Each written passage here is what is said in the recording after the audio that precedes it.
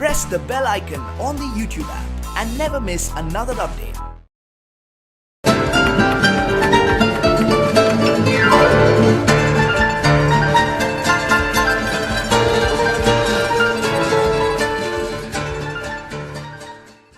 Hi friends, నా పేరు చందు. మీరు చూస్తున్నారు SA Telugu tech zone. So friends, మనం ఈరోజు ఇక్కడ ఎంఎస్ ఎక్సెల్ ట్యుటోరియల్స్లో పార్ట్ 20లో ఉన్నాం. సో ప్రీవియస్ వీడియో నేను మీకు ఏం చెప్పాను అంటే, ఇక్కడ పేజ్ సెటప్ ఆప్షన్స్లో ఉండే వీటి గురించి నేను మీకు ప్రీవియస్ వీడియోలో చెప్పాను. ఒకవేళ మీరు ఆ వీడియోస్ చూడకపోతే నా ప్లేలిస్ట్లోకి వెళ్తే ప్రీవియస్ వీడియో ఉంటాయి, అక్కడ వెళ్ళి మీరు ఆ వీడియో చూడండి. ఈరోజు మనం డిస్కస్ చేసే టాపిక్ ఏంటంటే, ఇక్కడ మనకి స్కేల్ టు ఫిట్ అని చెప్పేసి ఒక గ్రూప్ ఉంది. ఆ గ్రూప్లో మనకి 3 ఆప్షన్స్ ఉన్నాయి: విడ్త్, హైట్, స్కేల్. సో మనం ఈరోజు ఈ 3 ఆప్షన్స్ గురించి చెప్పుకుందాం. సో బేసికల్గా ఇక్కడ చూస్తే ఫస్ట్ ఆఫ్ ఆల్ నేను ఒక డేటాని అయితే ఇక్కడ తీసుకున్నాను. ఈ డేటా అనేది ఆల్రెడీ పైవట్ టేబుల్లో చెప్పిన డేటానే. అదే మళ్ళీ కాపీ కట్ పేస్ట్ చేసి దాదాపు నేను ఒక చూడండి 191 అంటే 190 మెంబర్స్ డేటా లిస్ట్ అనేది క్రియేట్ చేశాను. అయితే ఇక్కడ చూడండి, నేను ఇప్పుడు ఫస్ట్ ఆఫ్ ఆల్ నేను మీకు ఈ ఆప్షన్స్ ఉపయోగించే ముందు స్కేల్ టు ఫిట్ అంటే అర్థం ఏంటంటే, ఇప్పుడు మీరు ఎప్పుడైనా ప్రింటింగ్ తీసేటప్పుడు కొంతమందికి ఈ యొక్క డేటాని 5 పేజెస్లో కావాలంటుంది. అంటే ఇప్పుడు సపోజ్ ఫర్ ఎగ్జాంపుల్ చూడండి, నేను ఫైల్ క్లిక్ చేసి ప్రింట్ ఉంది కదా, నేను క్లిక్ చేస్తే ఇక్కడ మీరు కింద చూస్తే నాకు ఇక్కడ 1 to 4 అంటే 4 పేజెస్లో వస్తుంది ప్రింటింగ్ అని చెప్పి చూపిస్తుంది, రైట్? సో సెకండ్ పేజ్ ఇది, అదేవిధంగా థర్డ్ పేజ్, ఫోర్త్ పేజ్. ఓకేనా? అంటే ఇప్పుడు నేను ప్రింటింగ్ తీస్తే నాకు 4 పేజెస్లో వస్తుంది. అయితే కొంతమందికి ఏంటంటే నాకు ఈ 4 పేజెస్లో వద్దు, సో నాకు ఈ ప్రింటింగ్ అనేది నాకు 10 పేజెస్లో కావాలి. నాకు ఈ ప్రింటింగ్ అనేది కొంతమందికి 2 పేజెస్లోనే కావాలి.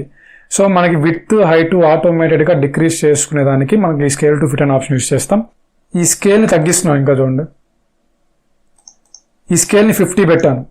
ఈ స్కేల్ని 50 పెట్టిన తర్వాత ఇప్పుడు ప్రింట్ ఇస్తున్నాను చూడండి. ఇప్పుడు మనకి చూడండి, ఇప్పుడు మనకి ఇక్కడ చూస్తే మీరు 2 పేజెస్లోనే మొత్తం మనకి డాక్యుమెంట్ డేటా అయితే రావడం జరిగింది. ఫస్ట్ పేజ్ ఇది, అదేవిధంగా సెకండ్ పేజ్. అంటే ఆటోమేటిక్గా దీంట్లోనే మనకి డేటా విడ్త్, హైట్ అనేది ఆటోమేటిక్గా తగ్గింది కదా. ఇప్పుడు ఈ విధంగా నేను ఇప్పుడు ఏం చేస్తుంటే, దీన్ని నేను 50 ఉండేదాన్ని ఇక్కడ నేను 150 చేస్తున్నాను. 150% పెట్టాను. ఇప్పుడు దీన్ని నేను ప్రింటింగ్ ఇస్తున్నాను చూడండి. ప్రింటింగ్ ఇస్తే ఇక్కడ చూడండి 6 పేజెస్గా వచ్చింది. అంటే డేటా ఏం మారదు, కాకపోతే ఆటోమేటిక్గా ఉండే ఆ సైజు, ఆ విడ్త్ అవి మారుతూ ఉంటాయి. ఓకేనా?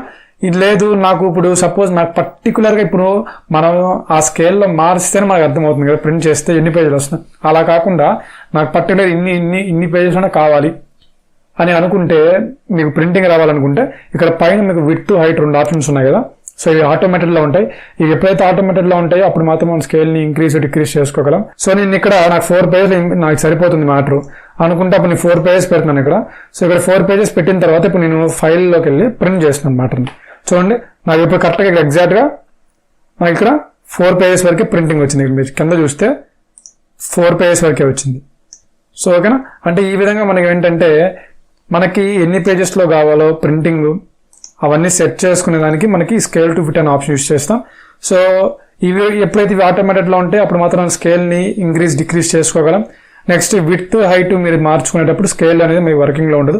మీ ఆటోమేటిక్గా ఇవి మార్చినప్పుడు అది ఆటోమేటిక్గా మీకు స్కేల్ అనేది అడ్జస్ట్ అయిపోతుంది. మీరు చూస్తే ఇక్కడ మీకు చూడండి, ఈ విధంగా మీకు ఆటోమేటిక్ స్కేల్ అనేది ఇంక్రీజ్ డిక్రీజ్ అనేది ఆటోమేటిక్ జరుగుతూ ఉంటుంది. ఓకేనా? ఈ విధంగా. సో ఈ విధంగా చూడండి, 1 పేజ్ పెట్టినప్పుడు నాకు ఇక్కడ స్కేల్ అనేది 26% వచ్చింది.